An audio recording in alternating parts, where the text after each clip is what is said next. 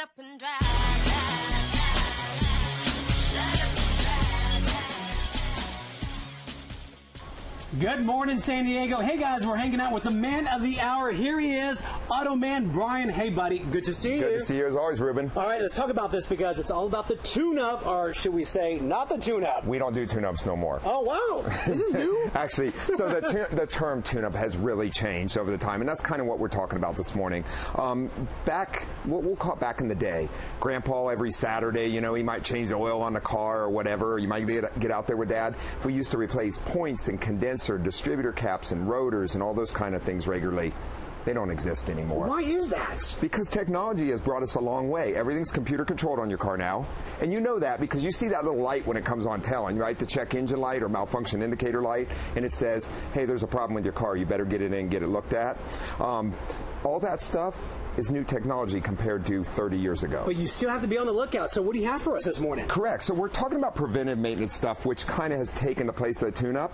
We still have spark plugs, but unlike back in the day when the spark plugs last maybe 30,000 miles, we get 90 to 100,000 miles out of them now. So you go a lot further. Good stuff. Good stuff. I like that. Distributors, they don't exist anymore. We've done away with them. We have what's called coilover, which you have a coil for each spark plug and no spark plug wires, and the computer itself actually handles fire in the coil to fire the spark plug. So you should trust this technology to really alarm you and say, hey, we need to get an update or we need some maintenance. Correct, absolutely. So in the maintenance part, though, we just follow the manufacturer's recommendation. So typically big services are around 100,000 miles on most cars now where you put spark plugs in and things like that.